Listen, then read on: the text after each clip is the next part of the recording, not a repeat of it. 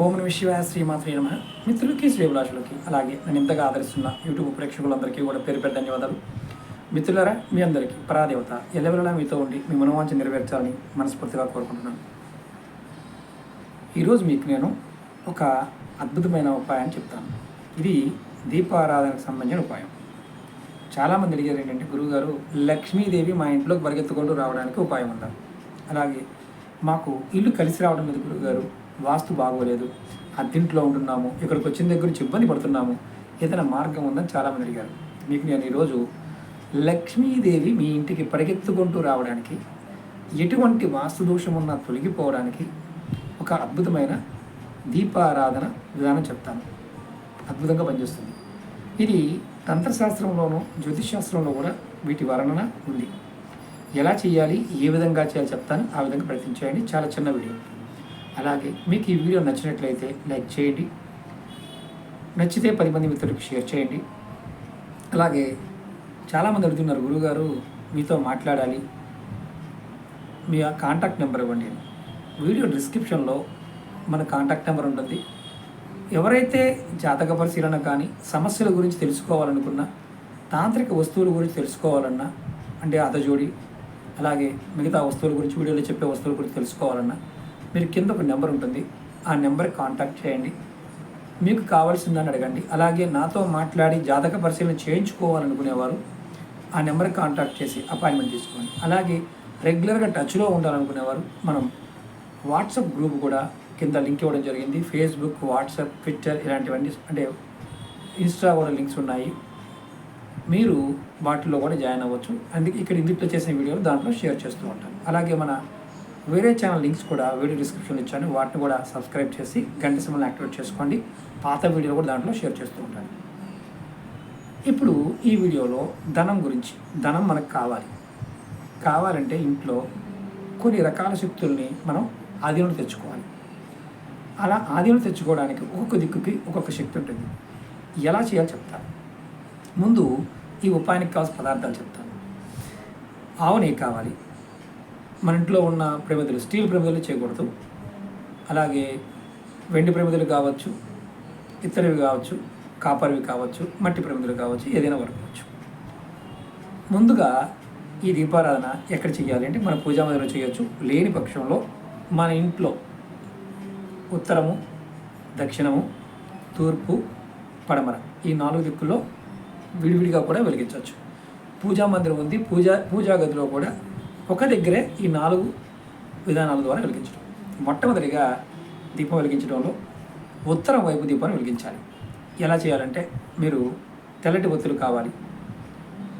ఉత్తరం వైపు కుబేర స్థానం ఉంటుంది. కుజుడు ఆధిపత్యం కలిగి ఉంటాడు, అంటే ధనకారకుడు అంటాం. ఈ కుజకారకుడైనప్పుడు చక్కగా ఆవు నెయ్యి, దేశీయ ఆవు నెయ్యి, అంటే ఒరిజినల్ ఆవు నెయ్యి ఉంటుంది కదా, ఆవు నెయ్యిని ప్రమిదలో వేయండి. 2 ఒత్తులు వేయండి. దానిలో కొద్దిగా కుంకుమ పువ్వు, ఒక్క రెబ్బన్న కుంకుమ పువ్వు వేయండి. కొంచెం కుంకుమ పువ్వు ఖరీదైంది కాబట్టి ఒక్క రెబ్బ దాంట్లో వేయండి. వేసిన తర్వాత ఓం కుబేరాయ నమః అనుకోండి. అది దీపపు వెలుగు, అంటే ఒత్తులు వెలగడం ఉత్తరం వైపు ఉండాలి. ఇది మొదటిది. రెండవది దక్షిణ వైపు. దక్షిణ భాగాన్ని యమస్థానం అంటాం. ఈ యమస్థానంలో యమభగవానుడు ఉంటాడు, కానీ లక్ష్మీ యోగాన్ని కూడా కలుగజేస్తుంది. శత్రువులు కానీ, తంత్రమంత్ర ప్రయోగాలు కానీ, గ్రహబాధలు కానీ, గృహబాధలు కానీ, పూర్వజన్మలో చేసుకున్న కర్మల వల్ల వచ్చే కొన్ని నష్టాలని ఈ యమస్థానం నుంచి తీసుకోవడం జరుగుతుంది. ఇక్కడ మీరు దీపం వెలిగించేటప్పుడు తెల్లటి బొత్తులు వేయాలి. నూనె మాత్రం ఆవ నూనె పోయాలి. ఆవాల నూనె. దానిలో దీపపు లోపల నల్ల నువ్వులు కొద్దిగా వేయాలి. కొద్దిగా, అంటే 4-5 నువ్వులను లోపల వేయాలి. ఇది రెండో విధానం. కొంతమందికి అనుమానం ఉంటుంది, గురువుగారు నల్ల నువ్వులు పట్టుకుంటే ప్రమాదం కదా, శని భగవాన్ కదా, అలాంటి భయాలు పెట్టుకోకండి. అలాంటి భయాలు పెట్టుకోకండి, నమ్మి చేయండి. ఇది రెండో విధానం, అంటే దక్షిణ వైపు. ఇప్పుడు మూడవది పడమర వైపు వెలిగించాలి. పడమర వైపు మనం దీపారాధన పాయింట్లో పడమర ఎవరుంటారు అనే అనుమానం ఉంటుంది. హనుమత్ స్వరూపమైన ఆంజనేయ స్వామి, అంటే వాయుపుత్రుడు ఆంజనేయ స్వామి పడమర దిక్కులో ఉంటాడు. మీరు సేమ్ దీపారాధన చేస్తున్నప్పుడు తెల్లటి బొత్తులు వేయండి. నువ్వుల నూనె పోయండి. నువ్వుల నూనె, ఒరిజినల్ నువ్వుల నూనె పోయడానికి ప్రయత్నం చేయండి. దాని లోపల ఆంజనేయ స్వామి సింధూరం, స్వామివారికి సింధూరం వేస్తాం కదా, ఆ సింధూరాన్ని ప్రమిది లోపల వేయండి. కొద్దిగా చిటికలంతా మనసులో మీరు ఆంజనేయ స్వామి ఓం హం హనుమతే నమః తలుచుకోండి చాలు. తర్వాత ఇప్పుడు ఫైనల్గా తూర్పు వైపు ఈశ్వర స్థానం. తూర్పు వైపు దీపారాధనలో కూడా ఆవు నెయ్యి వేయాలి, తెల్లటి వత్తులు 2 వేయాలి. అలాగే మనకి మార్కెట్లో పూజా వస్తువులు అమ్మే షాపులో చందన తైలం అంటే సెంట్ దొరుకుతుంది, అత్తరేం దొరుకుతుంది. అత్తరు మామూలుగా ముస్లిమ్స్ కూడా అమ్ముతుంటారు. చందనం వాసన వచ్చే అత్తరు కావాలి. 2 చుక్కలు దాంట్లో వేయండి, దీపకుందిలో వేయండి.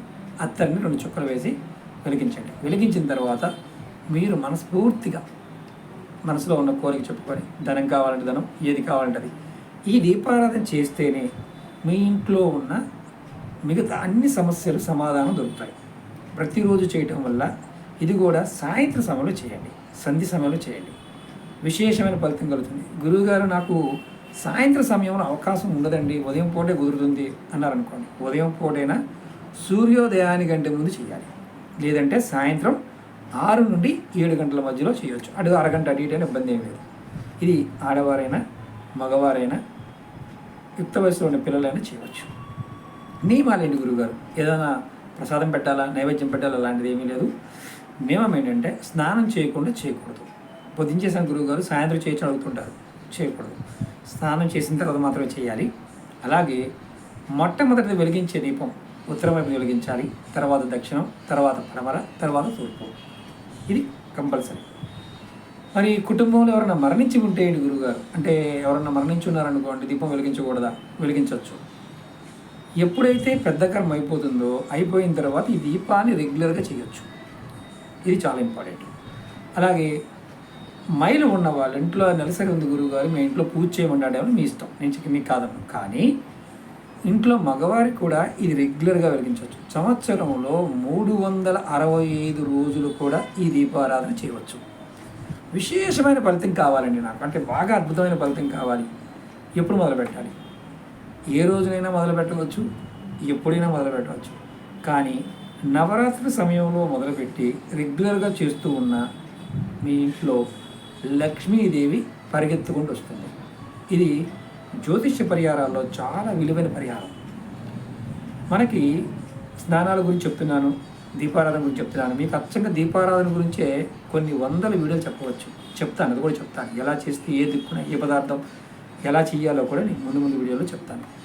అలాగే ఈ వీడియోలో మీరు ఆచరించగలిగితే ప్రయత్నం చేయండి.